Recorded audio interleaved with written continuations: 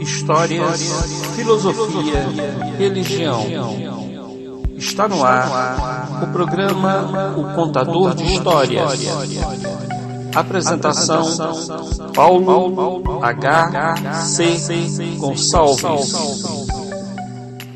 Somos seres do universo. A nossa vida é infinita, portanto, somos imortais. Dos bens materiais não levamos nada, pois não somos matéria, mas sim seres espirituais. A matéria é uma ilusão que utilizamos para o nosso desenvolvimento espiritual. Quem vive para ter, vive pelo que tem, e, portanto, não vive. É um escravo de objetos que não têm valor. Não digo isso para que desprezemos os objetos, pois que sabemos que precisamos deles, mas para que tenhamos em mente que o essencial é a boa convivência com as pessoas. Essa sim é importante. A alegria proporcionada por um objeto é fugidia, como uma ilusão, mas a alegria proporcionada por uma pessoa pode nos acompanhar pela eternidade. Certa vez escrevi: os 3 irmãos. 2 irmãos um dia se encontraram para escolher um presente para o terceiro. Após muito pensar, após muito procurar, descobriram que nada podiam lhe dar. Os 2 saíram rindo, correndo e pulando, para dizer que o irmão nada receberia este ano. O terceiro se aproximou, querendo saber a razão de tamanha alegria. O irmão mais velho disse, após muito dançar, após muito brincar e cantar, que nada no mundo sobrava para lhe dar. Sem entender a razão de tamanha alegria, o terceiro juntou-se aos 2 primeiros em toda aquela euforia. Ele então esqueceu o tempo, esqueceu a razão e passou a cuidar do único presente que poderia ganhar, que o tempo não poderia desgastar, que o maior sábio era incapaz de explicar. O seu presente foi um momento de felicidade, algo que sempre estaria com ele na hora que precisasse. Nem tudo o que pedimos conseguimos. Saibamos esperar, mas não deixemos de trabalhar. Enquanto estamos encarnados, devemos zelar pelo que possuímos, pois aquele que viaja quer o melhor alimento, a melhor estalagem, quer as facilidades que encontramos em nosso próprio lar. Acontece que o viajante sabe que está apenas de passagem, e por isso não se apega a nada que o possa dificultar no deslocamento. Façamos bom uso dos objetos e conservemos as pessoas que nos acompanham pela eternidade. Mãe Maria Santíssima, que seu amor infinito possa socorrer os teus filhos que se perdem pelo mundo. São inúmeros ansiosos, viciados, maledicentes, caluniadores, ladrões, suicidas, que precisam do teu amor. Dai a cada um deles a tua proteção, para que eles possuam uma nova oportunidade para se melhorar. Auxilia-nos para que não venhamos a cair nos erros que criticamos nas outras pessoas. Livra-nos do mal, Senhora, do mal que existe no mundo e do mal que produzimos com a nossa própria invigilância. Que o teu amor infinito possa alcançar os nossos filhos, os nossos parentes e amigos. Que assim seja. Conheçam o trabalho da Casa Maria de Nazaré no YouTube. Assine o canal Paulo H.C. Gonçalves. Você está ouvindo o programa O Contador de Histórias. Para entrar em contato conosco, utilize o e-mail paulohc.goncalves@gmail.com ou mande uma mensagem pelo WhatsApp 61 98 332 8938.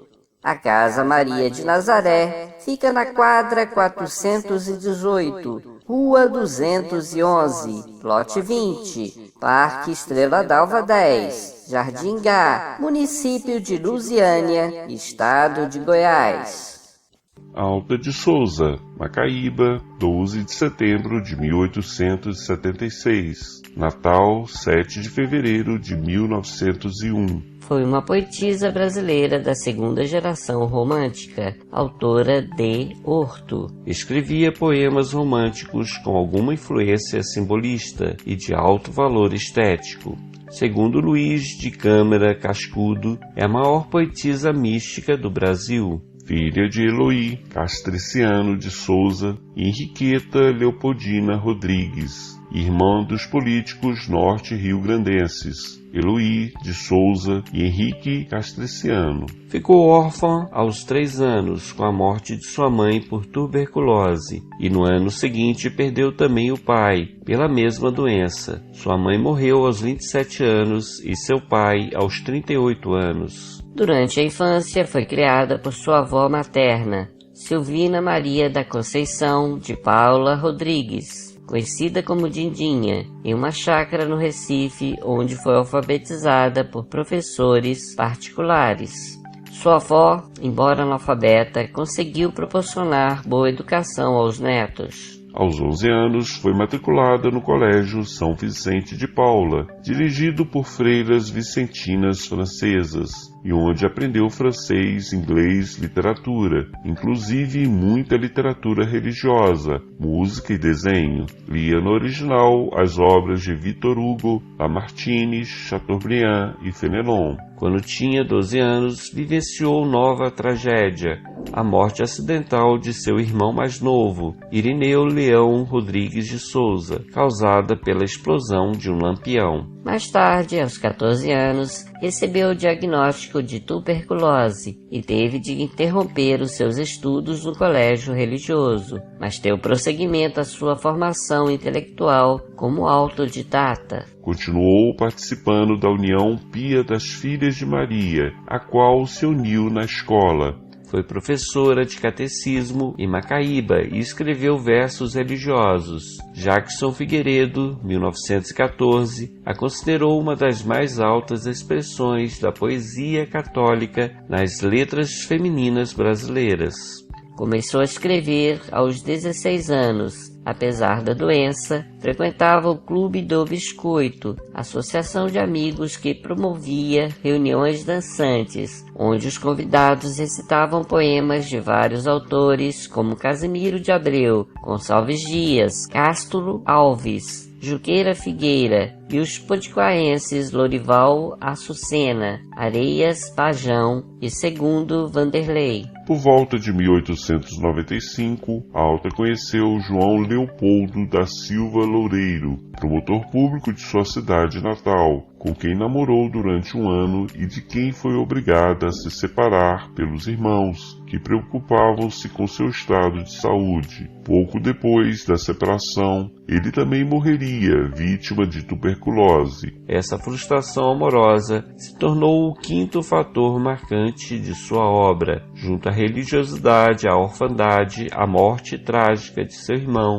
e à tuberculose. A poetisa então encerrou seu primeiro livro de manuscritos, intitulado Dálias, que mais tarde seria publicado sob o título de Horto. Aos 18 anos passou a colaborar com a revista Oasis e aos 20 escrevia para a República, jornal de maior circulação e que lhe deu visibilidade para a imprensa de outras regiões.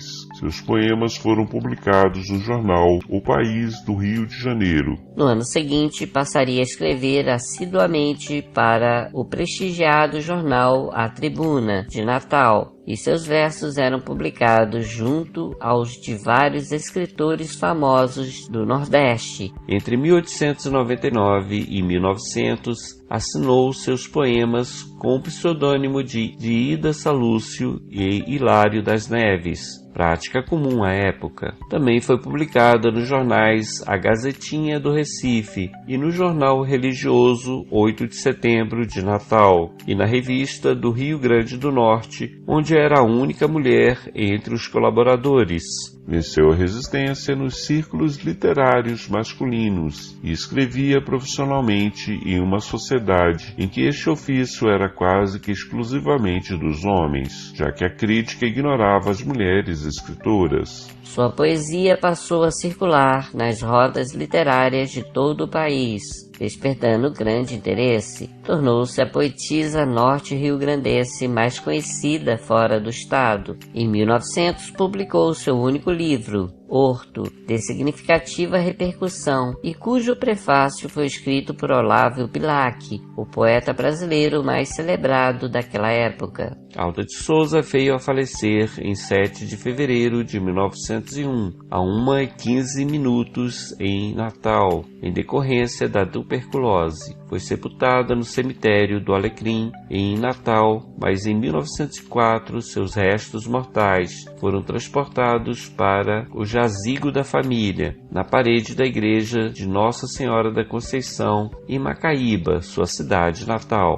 Em 1936, a Academia Norte-Riograndense de Letras dedicou-lhe a poltrona 20 como reconhecimento à sua obra. Em 1951, foi feita uma lápide, tendo como epífase versos extraídos de seu poema, Ao Pé do Túmulo. Em 12 de setembro de 2008, durante a comemoração do nascimento da poetisa em sua cidade natal, foi lançado o documentário Noite Alta, Céu Risonho, escrito e dirigido por Ana Laudelina Ferreira Gomes, professora e pesquisadora da UFRN 5 e produzido pela TV Universitária, em parceria com o Núcleo Câmara Cascudo de Estudo Norte-Riograndenses. O documentário teve orçamento de R$20 mil e levou 4 meses para ser gravado. Suas cenas foram filmadas em Macaíba, Recife e Natal, e Alta foi interpretada pela atriz potiguar Marina Alva Moura. Em 2008, a Federação Espírita Brasileira listou 13 instituições espíritas,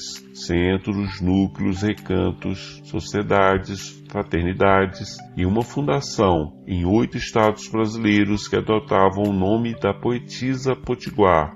Em 3 de março de 1953, foi criada em São Paulo, por Ninfo de Paula Corrêa, a Campanha da Fraternidade, que mais tarde se tornou Campanha da Fraternidade Alta de Souza, que acontece em centenas de centros espíritas em todo o país e no exterior. http://www.mensagenespiritas.com.br/autor-de-souza/biografia/ Que Deus abençoe a todos nós. Conheçam o trabalho da Casa Maria de Nazaré no YouTube. Assine o canal Paulo HC Gonçalves. Você está ouvindo o programa O Contador de Histórias. Para entrar em contato conosco, utilize o e-mail paulohcgoncalves@gmail.com ou mande uma mensagem pelo WhatsApp 61 98 332 8938. A Casa Maria de Nazaré fica na quadra 418, Rua 211, Lote 20, Parque Estrela d'Alva 10, Jardim Gá, município de Lusiânia, estado de Goiás. Jesus amigo, mestre de luz, permita que colaboremos com tua obra, que sejamos arautos da boa nova e divulguemos os teus ensinamentos através do exemplo e do trabalho. Ajuda-nos a vencer as nossas limitações, que busquemos a união e o amor como bandeira, que saibamos servir sem reclamar, perdoar sem questionar, agir em favor do nosso progresso e do progresso da humanidade. Que a sua luz, Mestre Jesus, ilumine as nossas mentes para que possamos vencer o lado treva que existe dentro de cada um de nós. Que assim seja. Ouviremos agora Consolo Divino, de Paulo HC Gonçalves. A consolação sempre chega para quem sabe esperar. Um mês após a morte do filho, o pai continuava pesaroso. Não conseguia raciocinar, ficava pelos cantos relembrando o passado e chorando. Desejava rever o filho, mesmo que fosse unicamente em sonho. Deus, eu sei que não sou merecedor, mesmo assim lhe peço, conceda-me a graça de rever o meu filho. A morte pode ser a libertação para o doente, mas é imenso desafio para a família. Abençoe-me, Senhor, para que eu confie na providência divina. Ajude-me a superar este momento, pois tenho outros filhos para cuidar e não consigo nem mesmo prover o sustento de minha família. Após essa sentida prece, o pai caiu em pesado tupor, que o afastou do corpo físico. Para o mundo ele estava dormindo, quando na realidade foi conduzido, em espírito, para um grande jardim no mundo espiritual. Semiconsciente, ele sentou ao lado de um rapaz que o olhava despreocupado. A vida é muito mais do que aparenta. Por que esse rosto triste? Não podemos nos entristecer diante de tão lindo espetáculo da natureza. O Senhor não enxerga essas lindas flores? Observe como as borboletas passeiam em todos os lugares. Coletam néctar e espalham pólen, semeando a vida, mesmo de forma inconsciente. Não percebemos, mas a natureza é ativa e tudo está ligado em todos. Deus meu, andamos tão distraídos com os nossos próprios pensamentos que não vemos nem mesmo onde estamos. Desculpe, não tinha reparado que o senhor estava aí. Minha cabeça está confusa, pois que perdi um filho. Lamento por sua perda, mas o senhor não pode se entregar por causa deste simples afastamento. Conserve a paciência, pois em breve você o reencontrará. Interessante. Era assim que meu pai falava quando eu era apenas uma criança. Ele não falava, conserve o equilíbrio, como era de se esperar. Mas conserve a paciência. O tempo cura todas as feridas e traz a melhor solução. Acontece que a morte não é algo que se resolve com paciência.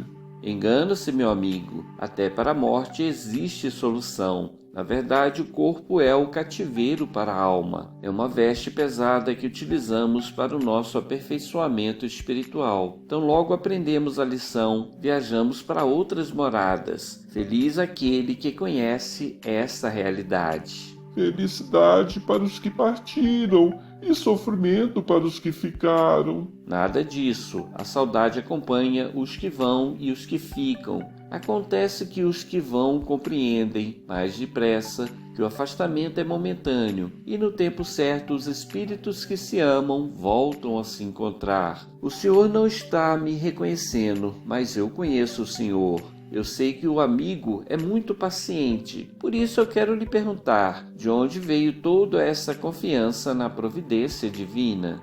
Desde criança, fui ensinado a esperar. Meu pai estipulou a segunda-feira como dia para eu comprar o que eu queria. Nos demais dias eu o acompanhava ao comércio e sabia que ele não me daria nada, por isso eu nem pedia. Mas o meu dia era sempre bom, pois eu podia escolher o que eu queria. Como qualquer criança, eu desejava brinquedos que apareciam nas propagandas. Meu pai dizia que não era possível comprar tudo o que eu queria, mas que no meu aniversário eu poderia escolher um brinquedo de minha predileção. Se ele tivesse condições, compraria para mim. Nem sempre ganhei o brinquedo mais caro, mas sempre participei das escolhas. Os pais não devem fazer todas as vontades dos filhos, mas devem incluí-lo nas pequenas escolhas. Um dia encontrei com um valentão que passou a me atormentar. Outros pais tomariam as dores, mas meu pai me vigiava de longe para ver se eu não me machucaria. Mesmo assim, ele permitiu que o valentão me atormentasse. Quando lamentei, ele me disse que eu encontraria pessoas que me atormentariam, por isso eu não deveria reclamar. Não há mal que perdure para sempre, e cada agressão recebida com tolerância é treinamento para o nosso aperfeiçoamento moral. Seu pai era desumano. É dever dos pais defender os filhos. Não, meu amigo, é dever dos pais preparar os filhos para a vida. Mais tarde eu descobri que aquele valentão possuía uma família desestruturada, apanhava diariamente, ia mal na escola. Anos depois eu o encontrei como um morador de rua, catando latinha para comprar o próximo copo de cachaça. Tive pena do coitado, dei algumas moedas, mas ele não me reconheceu. Coitado, a agressão que demonstramos é a mesma que recebemos em algum momento de nossas vidas.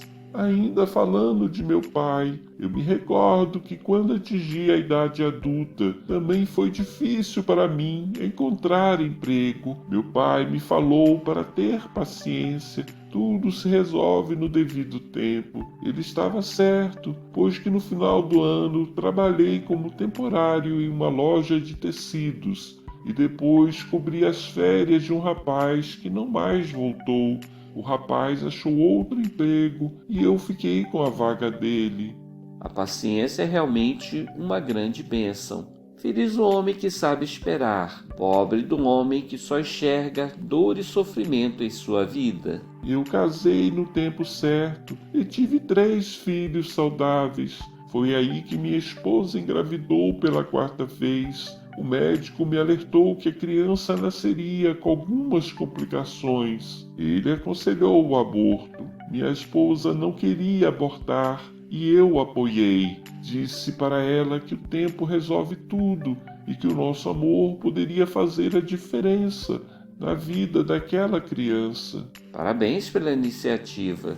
Não sei se foi uma boa ideia, pois a criança nasceu com uma séria complicação. Por anos eu o vi sofrer em cima de uma cama, recebendo alimento por uma sonda, sem poder falar ou controlar os próprios movimentos. Acho que ele era completamente inconsciente, pois não respondia aos meus carinhos e somente a mãe conseguia acalmá-lo nos momentos de maior crise. Nesta época eu já não possuía meu pai. Mesmo assim conservei a paciência, mesmo sabendo que para aquele caso não havia solução. Meu filho viveu 16 anos. Somente nos últimos meses parecia lúcido. Sorria ao me ver entrar no quarto e derramava lágrimas quando eu me afastava por longo tempo. As crises emocionais passaram na mesma época que terrível pneumonia minou a vida de meu filho. Ele morreu no mês passado e eu morri com ele, pois não vejo mais graça na vida. Sei que meus outros filhos também são importantes para mim. Mesmo assim, não sei o que fazer, pois não consigo me recuperar. Talvez eles fiquem em melhor companhia, com parentes e amigos. Não delegue para os outros as tuas responsabilidades. És pai, tem o dever de zelar por teus filhos. Sei disso, mesmo assim sinto que minha vida perdeu o sentido. Não seria melhor a morte do que permanecer neste tormento? Se você deixar o corpo físico antes da hora, o teu tormento será bem maior, pois a morte não existe. Que provas você pode me dar a respeito deste assunto? A prova está diante de teus olhos. Eu sou teu filho que você carregou no colo. Mesmo nos derradeiros dias de minha vida física, sou aquele que muitas vezes te esmurrei e que te sujei com meu vômito. Não compreendo.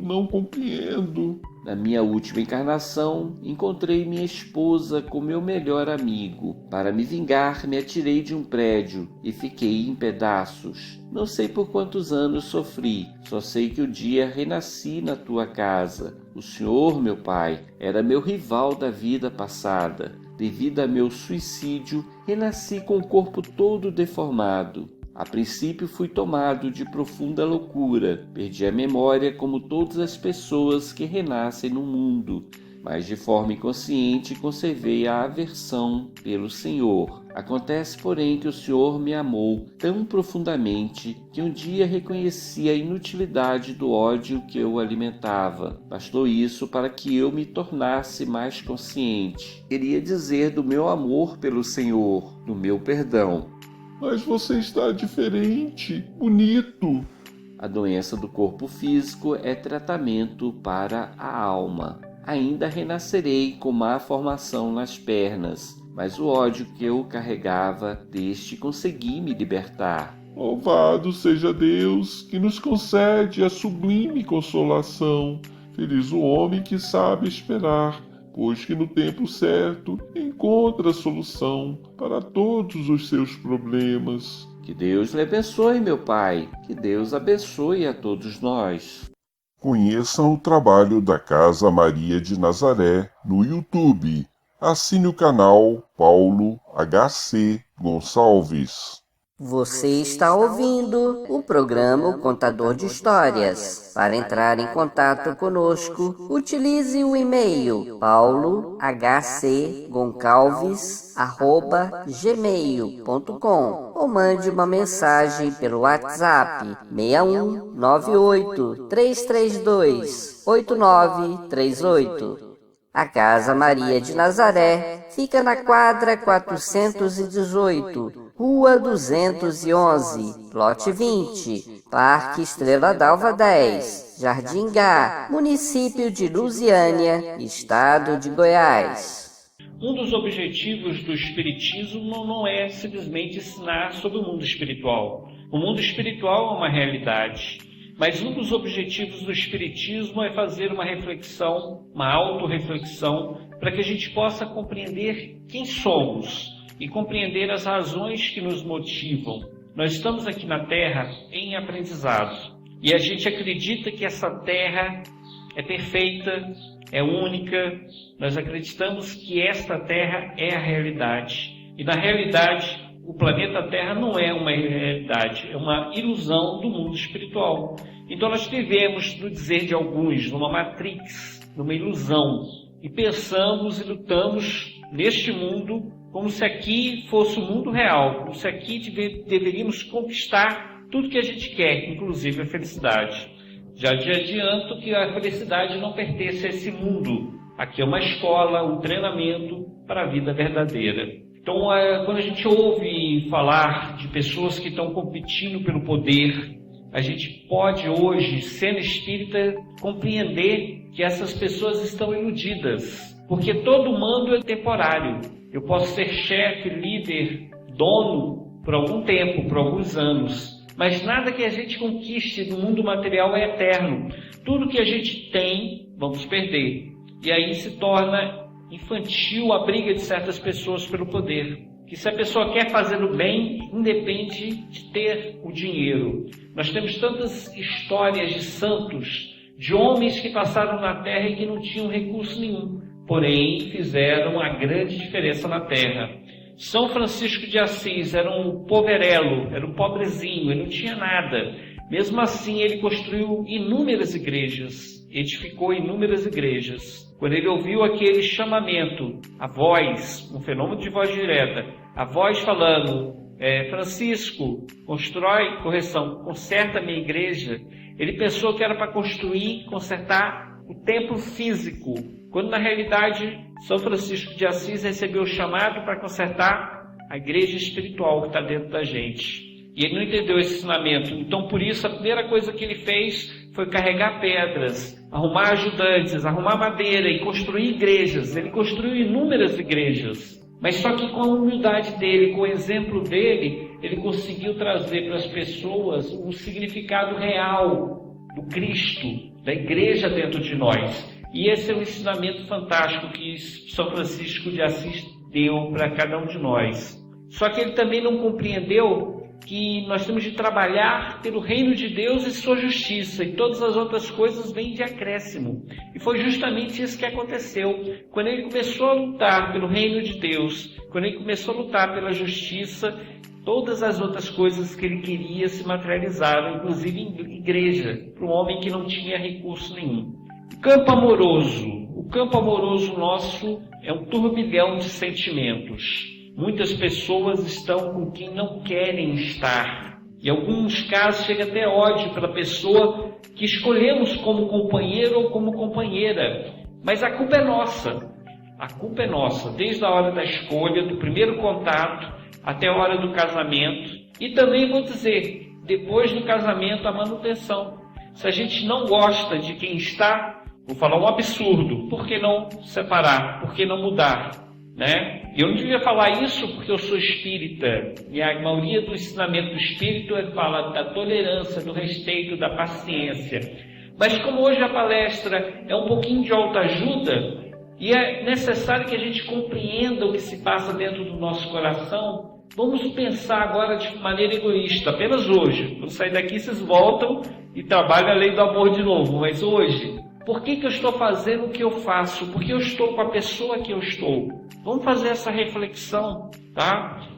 Quando a gente fizer essa reflexão, a gente vai compreender depois, talvez não hoje nessa palestra, mas depois, que nós estamos no lugar certo com a pessoa certa, porque muitas vezes a gente prejudicou, aí já é um conhecimento espírita que a gente tem, já é experiência espírita.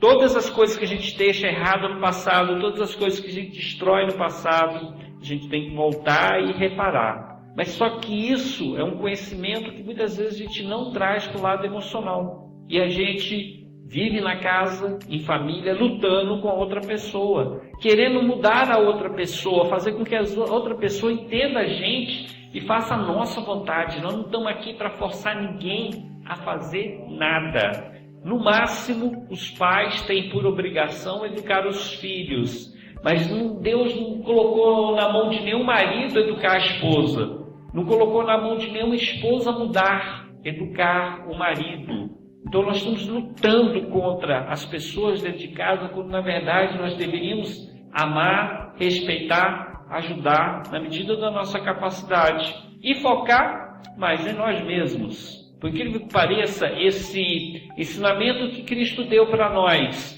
olhai, por que você se preocupa com um argueiro no olho do teu irmão, esquece da trava que está no teu olho? Primeiro vamos remover as travas que estão no nosso olho, os defeitos que nós carregamos, os vícios que nós carregamos dentro do lar, dentro da comunidade que a gente está, para depois tentar corrigir a outra pessoa. Ou melhor, nem tentar corrigir, porque a evolução é um ato solitário. Cada um de nós vai evoluir, quer queira, quer não. Todos nós vamos evoluir, não tem jeito.